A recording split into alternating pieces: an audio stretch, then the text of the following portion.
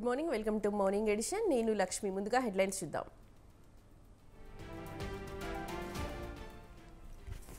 అమరావతి రాజధానిపై శ్వేతపత్రం విడుదల, పెండింగ్ పనులపై వివరణ.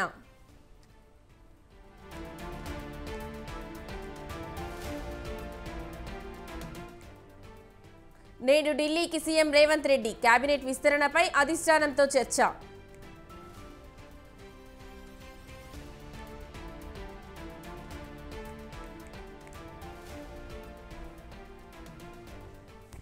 నేడు 4వ రోజు పోలవరంలో నిపుణుల బృందం పర్యటన, అధికారులతో సమీక్షించనున్న ఎక్స్పర్ట్స్.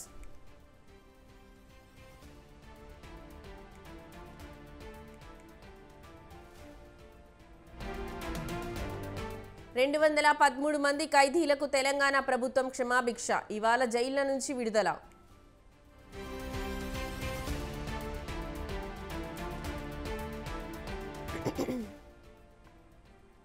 నేడు కేంద్ర కేబినెట్ భేటీ, పలు కీలక అంశాలపై చర్చ.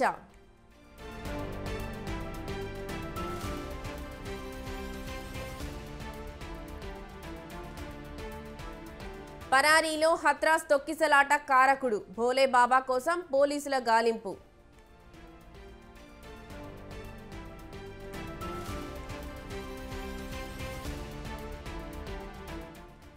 మరి కాసేపట్లో సొంత గడ్డకు భారత ఆటగాళ్లు, గ్రాండ్గా వెల్కమ్ చెప్పేందుకు ఏర్పాట్లు.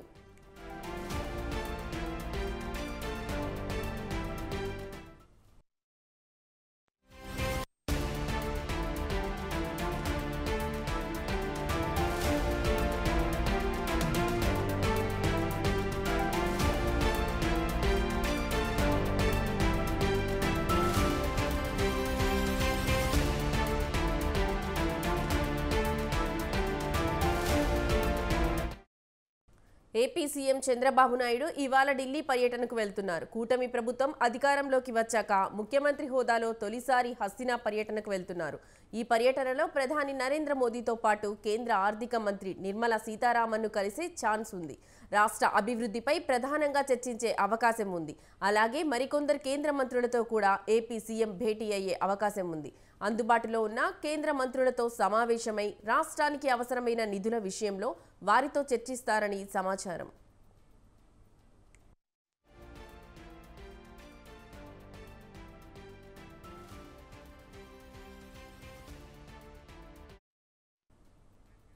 త్వరలో కేంద్ర ప్రభుత్వం ప్రవేశపెట్టనున్న బడ్జెట్ విషయంలోనూ ఆంధ్రప్రదేశ్ రాష్ట్రం పట్ల సానుకూలంగా వ్యవహరించాలని చంద్రబాబు కోరే అవకాశం ఉంది. కేంద్ర బడ్జెట్లో ఏపీకి పెద్దపీట వేస్తూ నిర్ణయాలు తీసుకోవాలని కోరే ఛాన్స్ ఉంది. దీనివల్ల ఎన్డీఏ కూటమి ప్రభుత్వానికి ప్రజల్లో సానుకూలత వస్తుందని ప్రధాని నరేంద్ర మోదీకి చంద్రబాబు చెప్పే అవకాశం ఉంది.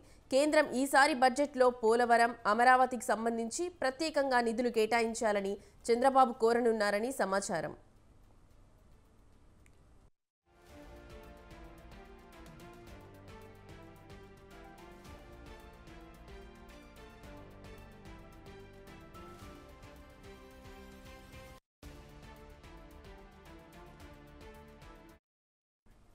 ఆంధ్రప్రదేశ్ రాష్ట్రం పూర్తిగా అప్పుల్లో కూరుకుపోవడంతో దీనిని గాడిన పడేయాలంటే కేంద్ర సర్కార్ నుంచి సహకారం అవసరమని సీఎం చంద్రబాబు భావిస్తున్నారు.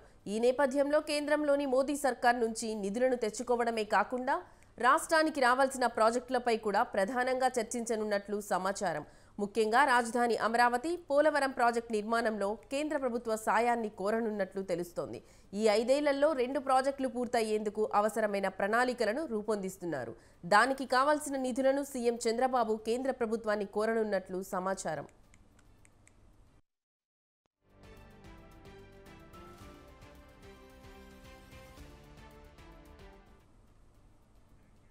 ఈ అంశానికి సంబంధించిన మరింత సమాచారం మా ప్రతినిధి రమేష్ ఫోన్లో అందిస్తారు. రమేష్, చెప్పండి. లక్ష్మి, ఏపీ సీఎం చంద్రబాబు ఈ రోజు సాయంత్రం ఢిల్లీ వెళ్తున్నారు. రాత్రికి ఢిల్లీలోనే సీఎం చంద్రబాబు బస చేస్తారు. రేపు ప్రధాని నరేంద్ర మోడీతో పాటు కేంద్ర హోంమంత్రి అమిత్ షా, ఆర్థిక మంత్రి నిర్మలా సీతారామన్, అదేవిధంగా ఇతర కేంద్ర మంత్రులతో కూడా సమావేశమయ్యే అవకాశం ఉంది. ముఖ్యమంత్రిగా బాధ్యతలు చేపట్టిన తర్వాత మొదటిసారిగా సీఎం చంద్రబాబు ఢిల్లీ వెళ్తూ ఉన్నారు. ఈ ఢిల్లీ పర్యటనలో భాగంగా రాష్ట్రానికి సంబంధించిన పలు కీలక అంశాలపైన అటు ప్రధాని నరేంద్ర మోడీతో పాటు కేంద్ర పెద్దలతో కూడా సమావేశమై చర్చించే అవకాశం ఉన్నట్టు తెలుస్తుంది. ప్రధానంగా ఆ, తెలుగుదేశం కూటమి అధికారంలోకి వచ్చిన తర్వాత రాష్ట్ర అభివృద్ధి పైన ప్రత్యేకంగా దృష్టి పెట్టడం జరిగింది. ప్రధానంగా అమరావతి రాజధాని నిర్మాణానికి సంబంధించి సీఎం చంద్రబాబు ప్రత్యేకంగా దృష్టి సారించారు. గత 5 ఏళ్లు కూడా ఆంధ్రప్రదేశ్ రాజధాని రాష్ట్రంగా విమర్శలు ఎదుర్కొన్న నేపథ్యంలో ప్రస్తుతం అమరావతి రాజధాని నిర్మాణాన్ని వేగవంతం చేయాలని సీఎం చంద్రబాబు భావిస్తూ ఉన్నారు. ఈ నేపథ్యంలో రాజధాని నిర్మాణానికి సంబంధించి కేంద్రం నుంచి నిధులపైన ఆయన చాలా ఆశలు పెట్టుకున్నారు. కాబట్టి రాజధాని నిర్మాణానికి నిధులు కేటాయించాలని సీఎం చంద్రబాబు ప్రధాని నరేంద్ర మోడీని కోరే అవకాశం ఉంది. ఇక పోలవరం నిర్మాణానికి సంబంధించి కూడా ఏపీ ప్రభుత్వం ప్రత్యేకంగా దృష్టి సారించింది. గత ప్రభుత్వం పోలవరం నిర్మాణం విషయంలో తీవ్ర నిర్లక్ష్యం వహించింది. దీనివల్ల పోలవరం నిర్మాణానికి తీవ్ర ఇబ్బందులు ఎదురవుతున్నాయి. కాబట్టి ఈ విషయంలో కూడా కేంద్రం ఆర్థికంగా రాష్ట్రాన్ని ఆదుకోవాలని, పోలవరం నిర్మాణానికి నిధులు ఇవ్వాలని కూడా సీఎం చంద్రబాబు ప్రధానితో పాటు ఇతర కేంద్ర మంత్రులను కోరే అవకాశం ఉన్నట్టు తెలుస్తుంది. వీటితో పాటు విభజన సందర్భంగా ఇచ్చినటువంటి హామీలు ఇంకా చాలా పెండింగ్ లో ఉన్నాయి. హామీలకు సంబంధించిన అంశాలపైన కూడా కేంద్రం దృష్టి సారించాలి. అదేవిధంగా విభజన హామీలను అమలుకు కేంద్రం చొరవ చూపాలని సీఎం చంద్రబాబు ప్రధాని నరేంద్ర మోడీ ఇతర కేంద్ర మంత్రులను కోరనున్నారు. దీంతో పాటు రాష్ట్రం ప్రస్తుతం ఆర్థికంగా అనేక సమస్యల్లో ఉంది. గత 5 ఏళ్లుగా రాష్ట్రంలో అభివృద్ధి లేకపోవడం ఒక ఎత్తు అయితే రాష్ట్ర అభివృద్ధికి గత ప్రభుత్వమే అడ్డుకునే విమర్శలు కూడా ఉన్నాయి. ఈ నేపథ్యంలో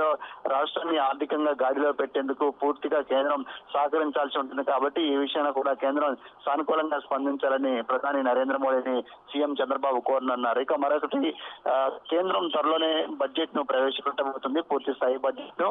ఈ బడ్జెట్ లో ఏపీకి ఎక్కువ నిధులు కేటాయించాలని కూడా కేంద్రాన్ని సీఎం చంద్రబాబు కోరనున్నారు. అటు విభజనకు సంబంధించినటువంటి హామీలు కావచ్చు, రాష్ట్రంలో ఉన్న ప్రస్తుత ఆర్థిక పరిస్థితులు వీటన్నిటిని దృష్టిలో పెట్టుకుని రాష్ట్రానికి ఎక్కువగా నిధులు కేటాయించాలని కూడా కేంద్రాన్ని సీఎం చంద్రబాబు కోరనున్నట్టు తెలుస్తోంది. ఇక కూటమి ప్రభుత్వం ప్రస్తుతం ఆంధ్రప్రదేశ్ లో అధికారంలో ఉన్నటువంటి నేపథ్యంలో ఇటు తెలుగుదేశం పార్టీతో జనసేన, బీజేపీ కూడా గత ఎన్నికలకు ముందు ప్రజలకు ఇచ్చినటువంటి హామీలు ఏవైతే ఉన్నాయో హామీలను అమలు చేయాల్సినటువంటి బాధ్యత ఇటు టీడీపీతో పాటు భారతీయ జనతా పార్టీ పైన కూడా ఉంది. కాబట్టి హామీలు అమలుకు కావాల్సినటువంటి నిధుల కేటాయింపు పైన కూడా కేంద్ర పెద్దలతో సీఎం చంద్రబాబు చర్చించే అవకాశం ఉంది. మొత్తంగా సీఎం ఢిల్లీ పర్యటనలో రాష్ట్ర ప్రయోజనాలే ఎజెండాగా వెళ్లబోతున్నట్టు తెలుస్తోంది. ఇప్పటికే రాష్ట్రానికి సంబంధించి ఏ అంశాలను కేంద్రం ముందు ఉంచాలనే విషయం పైన నిన్ననే మంత్రులతో కూడా సీఎం చంద్రబాబు సమీక్ష సమావేశాలు నిర్వహించారు. ఈ సమావేశం సందర్భంగా అధికారులకు కొన్ని కీలక ఆదేశాలు కూడా జారీ చేయడం జరిగింది. ప్రధానంగా రాష్ట్రానికి సంబంధించి కేంద్రం నుంచి రావాల్సిన నిధుల విషయంలో కావచ్చు, రాష్ట్రం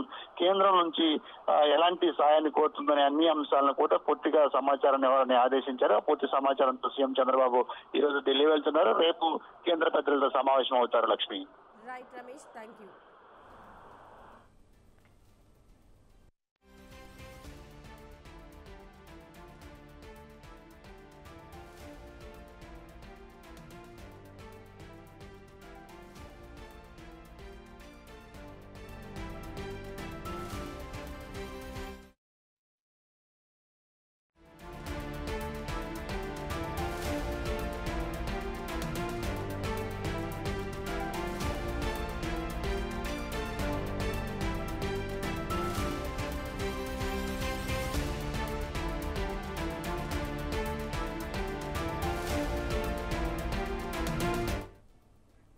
తెలంగాణ ముఖ్యమంత్రి రేవంత్ రెడ్డి ఇవాళ హస్తినాకు వెళ్తున్నారు.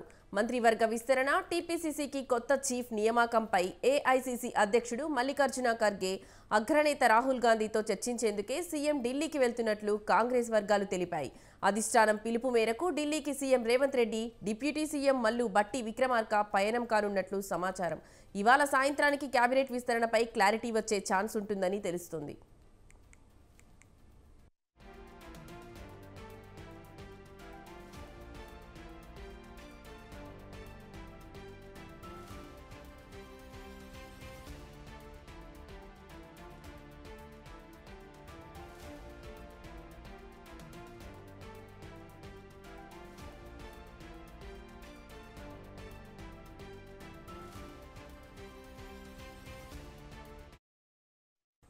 ఇప్పటికే ఢిల్లీలో సీనియర్ నేత ఉత్తమ్ ఉన్నారు. పీసీసీ ఆశావాహులు అంతా ఢిల్లీలోనే మకాం వేశారు. మంత్రివర్గ విస్తరణతో పాటు పీసీసీ చీఫ్ పైన క్లారిటీ వచ్చే అవకాశం ఉంది.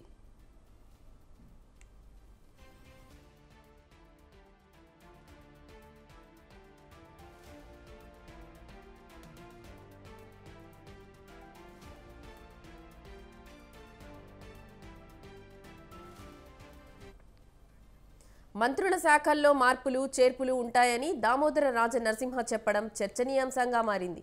మంత్రివర్గ విస్తరణ, పీసీసీ చీఫ్ పై తెలంగాణ రాజకీయాల్లో ఉత్కంఠ నెలకొంది.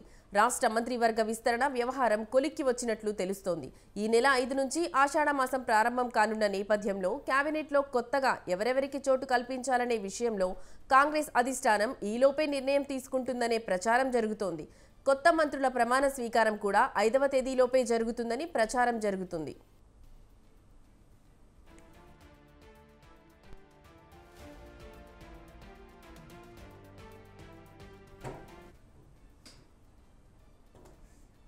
మంత్రివర్గ విస్తరణపై రాష్ట్ర రాజకీయాల్లో తీవ్ర చర్చ జరుగుతున్న తరుణంలో మంత్రి దామోదర రాజనరసింహ వ్యాఖ్యలు కొత్త ప్రచారానికి తెరతీశాయి.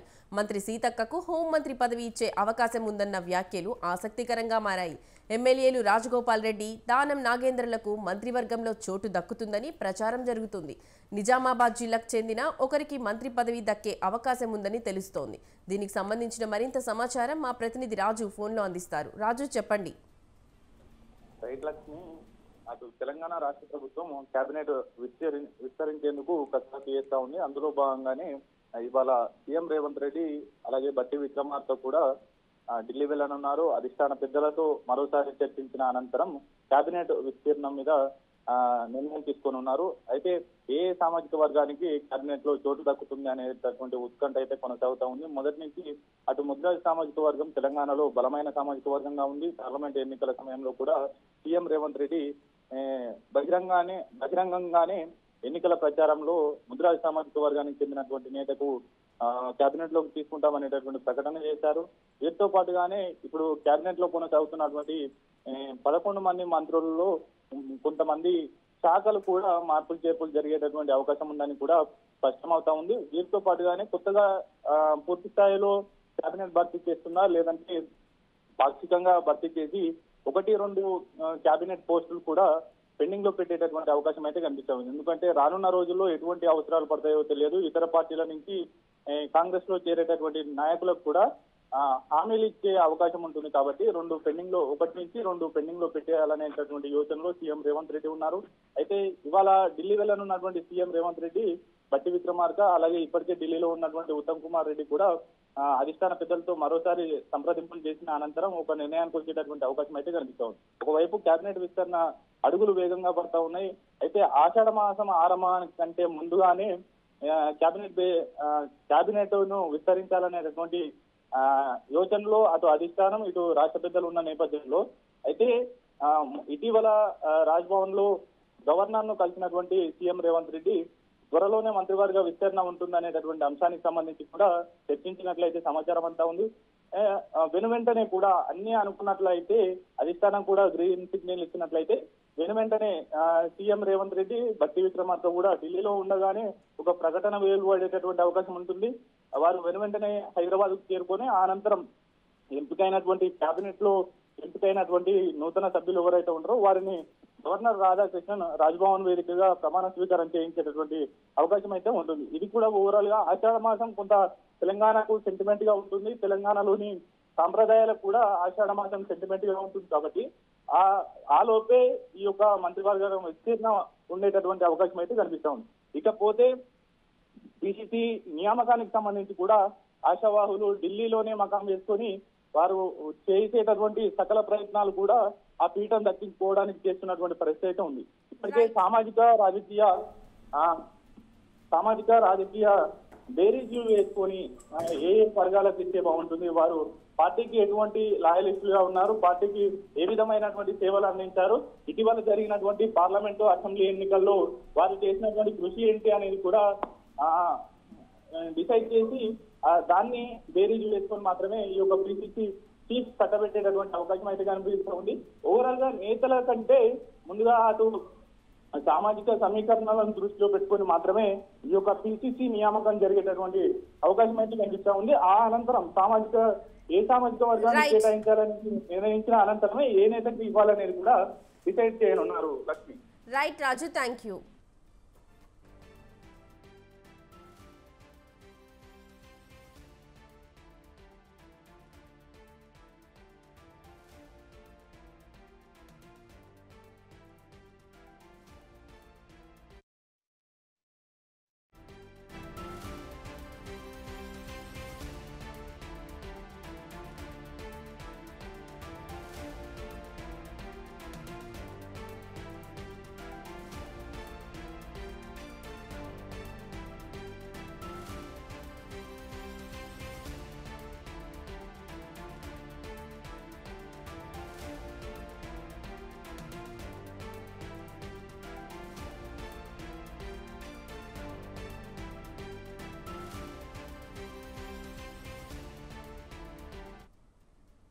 AP deputy CM Pawan Kalyan Kakinada జిల్లా పర్యటన కొనసాగుతుంది. పవన్ పర్యటన ఇవాళ 3వ రోజు కొనసాగనుంది. ఇవాళ ఉప్పాడ, కొత్తపల్లిలో కోతకి గురవుతున్న తీర ప్రాంతాన్ని పరిశీలించనున్నారు. అనంతరం మత్స్యకార గ్రామాల ప్రజలతో మాట్లాడనున్నారు. సాయంత్రం పిఠాపురంలో వారాహి కృతజ్ఞత బహిరంగ సభలో పవన్ పాల్గొననున్నారు. దీనికి సంబంధించిన మరింత సమాచారం మా ప్రతినిధి నవీన్ రాజ్ ఫోన్లో అందిస్తారు. నవీన్ రాజ్, చెప్పండి. Thank you Lakshmi. రాష్ట్ర ఉప ముఖ్యమంత్రి హోదాలో పవన్ కళ్యాణ్ అయితే కనుక 3 రోజుల నుంచి కాకినాడ జిల్లా పిఠాపురం అలాగే కాకినాడ ఆ ప్రాంతాల్లో అయితే కనుక ఆయన పర్యటన 3 రోజులు కూడా కొనసాగుతుంది. 3వ రోజు ఈ రోజు అయితే కనుక ఇప్పటికే సముద్ర తీర అంటే ఉప్పాడ సముద్ర తీర ప్రాంతాన్ని అయితే పరిశీలించేందుకు ఆయన ఏర్పాట్లలో ఆయన అయితే నిమగ్నమై ఉన్నారు. అంటే అదేవిధంగా ఈ ప్రాంతాన్ని అయితే పరిశీలించేందుకు చెన్నై నుంచి కూడా ఒక ప్రత్యేక బృందాన్ని కూడా ఆయన రప్పించే ఏర్పాటు చేశారు. ఈ ప్రధానంగా ఈ సముద్ర తీర ప్రాంతం కోతకు గురవుతూ అక్కడ ఉన్న ప్రజలకి అసౌకర్యంగా కలగడం, అలాగే రోడ్డు కూడా కోతకు గురవడంతో దాన్ని శాశ్వత పరిష్కారం చూపించేందుకైతే కనుక పవన్ కళ్యాణ్ ఇప్పటికే దానికి సంబంధించిన ఒక అధ్యయనం కోసం కూడా ఒక బృందాన్ని కూడా రప్పించే ఏర్పాటు చేశారు. నిన్న కాకినాడలో కూడా 3 శాఖలకు సంబంధించిన సమీక్ష సమావేశాలు కూడా పవన్ కళ్యాణ్ అయితే నిర్వహించారు. ఈ రోజు అయితే 3వ రోజు ప్రధానంగా సముద్ర తీర ప్రాంతాన్ని పరిశీలించడంతో పాటు గతంలో పిఠాపురం నియోజకవర్గానికి ప్రజలకు ఇచ్చిన హామీల నేపథ్యంలో కూడా ఉప్పాడ సముద్ర తీర ప్రాంతం, అలాగే ఈ ఎక్కడైతే నిర్మాణంలో ఉన్న మినీ హార్బర్ ను కూడా ఆయన పరిశీలిస్తారు. అలాగే కాలుష్యానికి గురవుతున్న ప్రాంతాలను కూడా ఆయన పర్యటించే అవకాశం కూడా ఉంది. అంటే ప్రధానంగా మొన్న ఒక చెరువులో ఒక వ్యక్తి యువకుడు పడే మృతి చెందిన ప్రాంతాన్ని కూడా ఆయన పరిశీలించి సూరప్ప చెరువుని పరిశీలించి దానికి సంబంధించి కూడా ఒక డైరెక్షన్స్ కూడా ఇచ్చేందుకైతే కనుక పవన్ కళ్యాణ్ ఈ రోజు పర్యటనలో ఉన్నారు. అదేవిధంగా సాయంత్రం 4 గంటలకైతే పిఠాపురం ఉప్పాడ సెంటర్ అయితే కనుక వారాహి బహిరంగ సభలో కూడా పాల్గొంటున్నారు. ఫస్ట్ టైం ఈ పవన్ కళ్యాణ్ అయితే ఉప ముఖ్యమంత్రి హోదాలో పిఠాపురంలో ఫస్ట్ బహిరంగ సభలో కూడా పాల్గొని ప్రజలను ఉద్దేశించి ఆయన అయితే మాట్లాడుతున్నారు. అంటే ఈ 3 రోజుల పర్యటనలో కూడా ప్రధానంగా ఈ పిఠాపురం నియోజకవర్గానికి సంబంధించి ఆయన ఏం చేయబోతున్నారు, ప్రజలు అయితే నాకు మంచి మెజారిటీ ఇచ్చి గెలిపించారు, ప్రజలకు రుణపడి ఉంటాను, ప్రజలకైతే ఈ పిఠాపురం నియోజకవర్గానికి సంబంధించిన అభివృద్ధి చేసి చూపిస్తాను, ఈ నియోజకవర్గాన్ని కూడా ఒక అంతర్జాతీయ స్థాయిలో ఒక రోల్ మోడల్ గా ఉంచేందుకైతే నేను ఏర్పాటు చేస్తానని చెప్పేసి పవన్ కళ్యాణ్ అయితే ప్రజలకి హామీ ఇస్తున్న పరిస్థితి ఉంది. Lakshmi. Right Naveen Raj, thank you.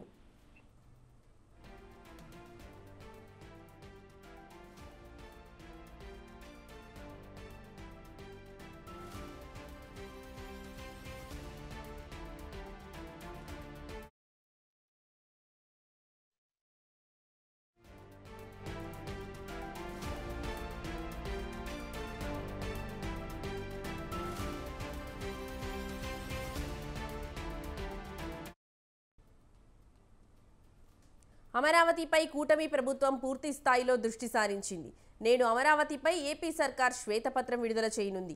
మధ్యాహ్నం 3 గంటలకు ఏపీ ప్రభుత్వం శ్వేతపత్రం విడుదల చేయనుంది. గత ప్రభుత్వంలో జరిగిన అవకతవకలు, నిర్లక్ష్యం, అభివృద్ధికి కలిగిన విఘాతంపై శ్వేతపత్రాలు విడుదల చేస్తున్నారు. 5 ఏళ్ల విధ్వంసాన్ని, పెండింగ్ పనులను సీఎం చంద్రబాబు వివరించనున్నారు. అమరావతిలో ఇప్పటి వరకు జరిగిన పనులను వివరించే ఛాన్స్ ఉంది.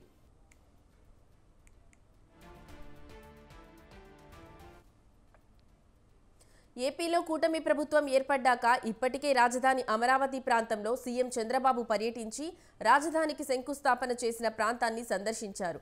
రాజధాని ప్రాంతంలో పనులు ఎక్కడెక్కడ ఆగిపోయాయో పరిశీలించారు. ఈ మేరకు యాక్షన్ ప్లాన్ రూపొందించి అమరావతి నిర్మాణాన్ని పరుగులు పెట్టించాలని సీఎం చంద్రబాబు పట్టుదలతో ఉన్నారు.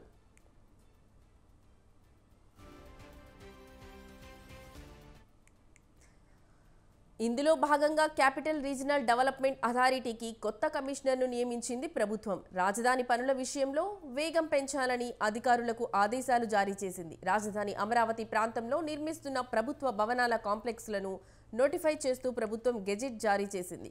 దీంతో అమరావతి నిర్మాణంలో కీలకంగా ముందడుగు పడినట్టయింది. రాజధాని మాస్టర్ ప్లాన్ ప్రకారం అమరావతిలో ప్రభుత్వ భవనాల సముదాయాలను నిర్మిస్తున్నారు.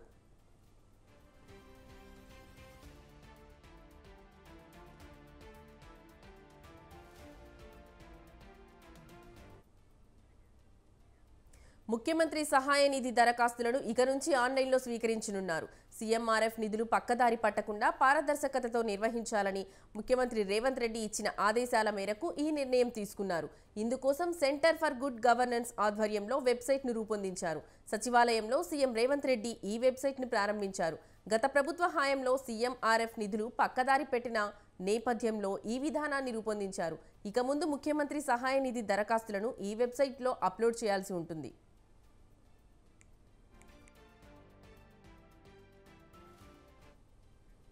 సీఎంఆర్ఎఫ్ కోసం తమ వద్దకు వచ్చే వారి వివరాలు తీసుకొని ఎమ్మెల్యే, ఎమ్మెల్సీలు తమ సిఫార్సు లేఖను జతచేసి అప్లోడ్ చేయాల్సి ఉంటుంది. అప్లికేషన్లో సంబంధిత దరఖాస్తుదారులు బ్యాంక్ అకౌంట్ నెంబర్ను తప్పనిసరిగా ఇవ్వాలి. అప్లోడ్ చేసిన తర్వాత సీఎంఆర్ఎఫ్కు సంబంధించిన ఒక కోడ్ ఇస్తారు.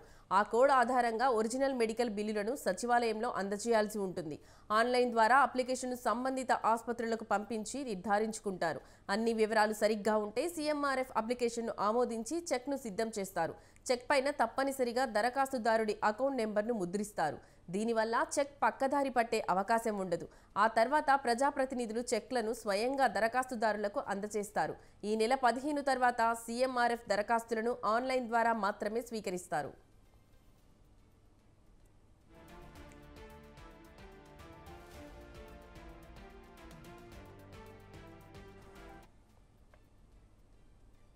తెలంగాణ ప్రభుత్వం 213 మంది ఖైదీలకు క్షమాభిక్ష ప్రసాదించింది.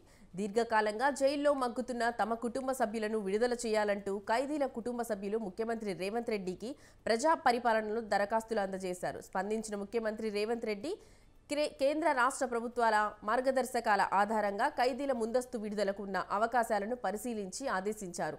దరఖాస్తులను పరిశీలించిన సీనియర్ అధికారులు అర్హులైన వారి వివరాలను హై లెవెల్ కమిటీ ముందుంచారు.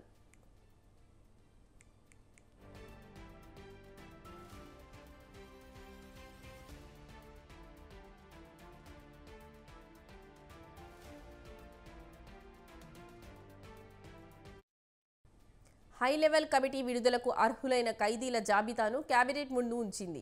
ముఖ్యమంత్రి రేవంత్ రెడ్డి నేతృత్వంలోని కేబినెట్ ఖైదీల విడుదలకు ఆమోదముద్ర వేసింది. అనంతరం ఆ జాబితాకు గవర్నర్ ఆమోదముద్ర వేయడంతో ఖైదీల ముందస్తు విడుదలకు రాష్ట్ర ప్రభుత్వం ఉత్తర్వులు జారీ చేసింది. ఈ ఉత్తర్వుల ప్రకారం చెర్లపల్లి జైలు నుంచి 213 మంది ఖైదీలు ఇవాళ విడుదల కానున్నారు. వీరిలో 205 మంది యావజ్జీవ శిక్ష పడిన వారు, 8 మంది తక్కువ కాలం శిక్ష పడిన వారు ఉన్నారు. వీరందరికీ జైల్లో వివిధ వృత్తులకు సంబంధించిన నైపుణ్యాభివృద్ధి శిక్షణను ఇచ్చారు. మెరుగైన ప్రవర్తన ద్వారా సమాజంలో తిరిగి కలిసిపోవడానికి వారందరికీ కౌన్సిలింగ్ ఇప్పించారు.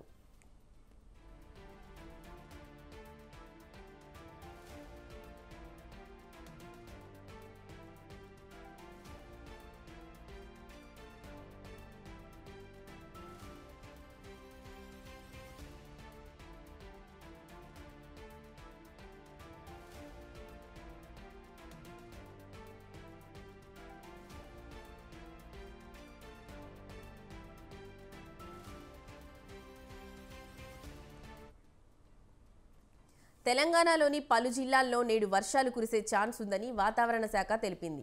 నైరుతి రుతుపవనాలు, ద్రోణి ప్రభావంతో రాష్ట్రంలో వర్షాలు కురుస్తాయని వెల్లడించింది. ఈ మేరకు ఆయా జిల్లాలకు ఎల్లో అలర్ట్ జారీ చేశారు. జూలై 6 తర్వాత పలు జిల్లాల్లో భారీ వర్షాలు అవకాశం ఉందని అంచనా వేశారు.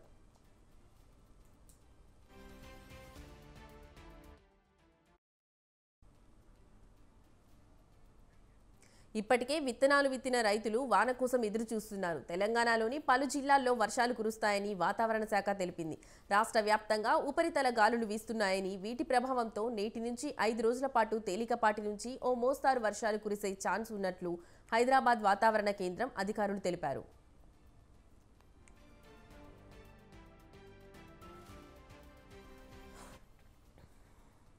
ప్రధానంగా మహబూబ్ నగర్, నారాయణపేట, జోగులాంబ గద్వాల, నల్గొండ, యాదాద్రి భువనగిరి, వికారాబాద్, రంగారెడ్డి, మేడ్చల్, నిర్మల్, జగిత్యాల, మెదక్, సంగారెడ్డి జిల్లాల్లో వర్షాలు కురుస్తాయని అధికారులు చెప్పారు. ఈ మేరకు ఆయా జిల్లాలకు అలర్ట్ జారీ చేశారు. ఉత్తర తెలంగాణ జిల్లాలో చిరుజల్లులు కురిసే అవకాశం ఉందన్నారు. హైదరాబాద్లో పొడి వాతావరణం నెలకొని ఉంటుందని చెప్పారు. ఉదయం వాతావరణం మేఘామృతమై ఉంటుందని, సాయంత్రానికి వర్షాలు కురుస్తాయని చెప్పారు.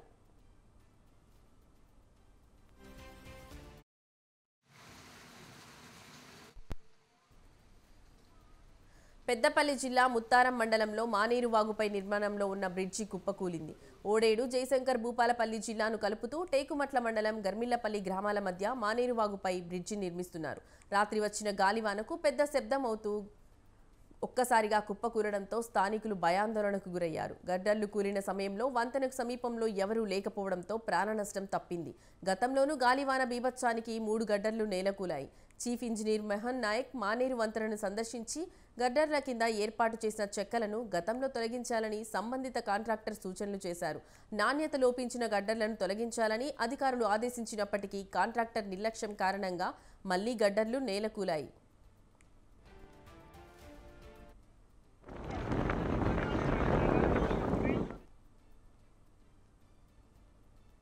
ఇవి బులెటిన్లోని విశేషాలు. చూస్తూనే ఉండండి స్వతంత్ర.